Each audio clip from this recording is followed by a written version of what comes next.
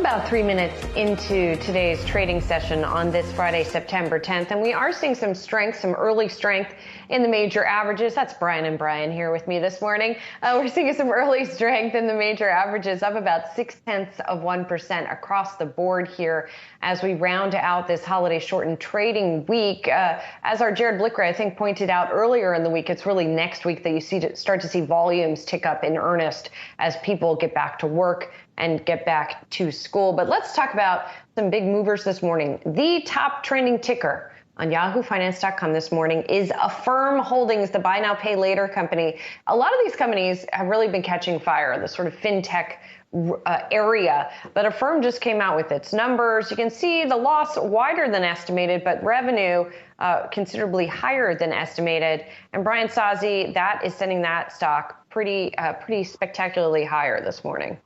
And this is really the second straight stock price explosion, I think, for an Affirm. And that's a fair term to use, skyrocket, you name it. The other one came a couple weeks ago when they landed that deal with Affirm. And then here, really the company, I think, highlighting that they're more than just the Amazon deal, which is not kicked in just yet. Gross merchandise value up 106%. If you do want to ding the company, adjusted operating profits came in at $14.2 million. Last year, they were at $46.7 million. But guys, you really have to go back to, I think, the Amazon deal here. And there was a lot of talk about it on the conference call. You didn't hear management give too many financial details on what this might mean. But analysts on the street have modeled that this Amazon deal alone could lead to close to $400 million in incremental sales next year and about almost $100 million in extra profits for the company. So, of course, that's what the street is also baking into here in the early going as well. And I think another big story here, too, is Peloton, because we know that Peloton makes up such a big part of Affirm's revenues. But we have to remember that Affirm did see a bit of a hit when Peloton reported those pretty disappointing earnings alongside their announcement not long ago that they'd actually be lowering the price on their bikes. Obviously, for a company that relies on these installment payments for a more expensive bike, that's going to hurt the company. That's why it was interesting to see how Affirm was disclosing their quarterly numbers when it comes to gross merchandise value, excluding Peloton, because of the softer quarter. It actually looked a little bit better when you take those Peloton numbers out. But I think the big reason why you're seeing the stock pop today is because of the revenue diversification that they're chasing after with that Amazon deal that you detailed, Brian. And another thing that's also worth mentioning is they have that massive Shop Pay installments partnership with Shopify for their merchandisers in the United States. They announced that in June. That's another big reason why it's not just Affirm and Peloton. Affirm has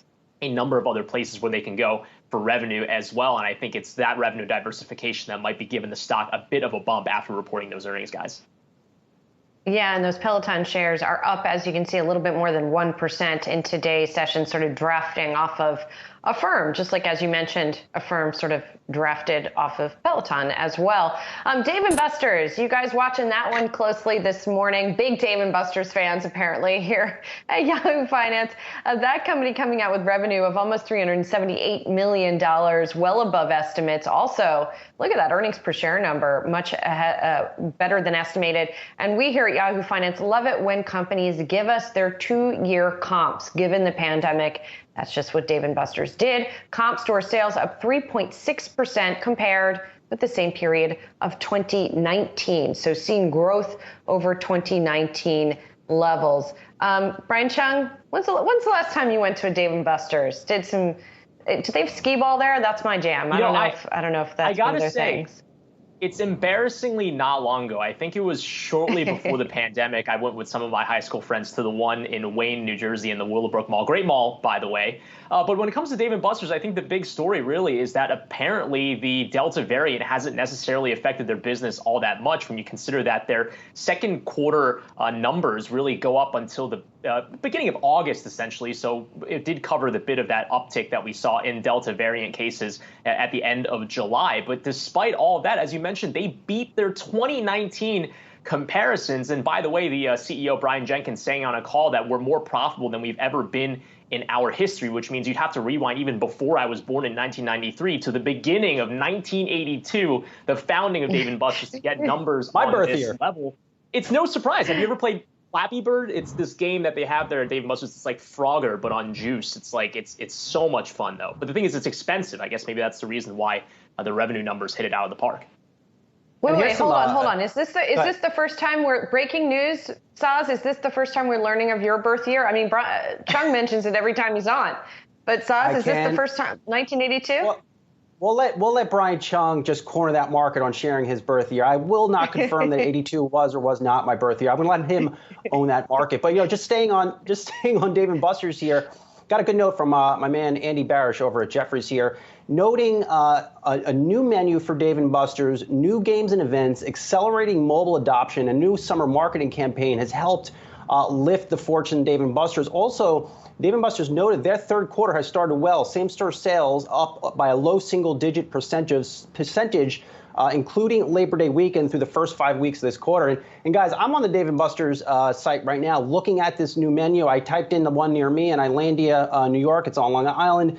I kind of want to go there. I mean, whatever they've done visually to the menu is interesting. I'm looking on the site right now. Voodoo pasta for $15.95. Smokehouse barbecue ribs, a full rack, only $23.75.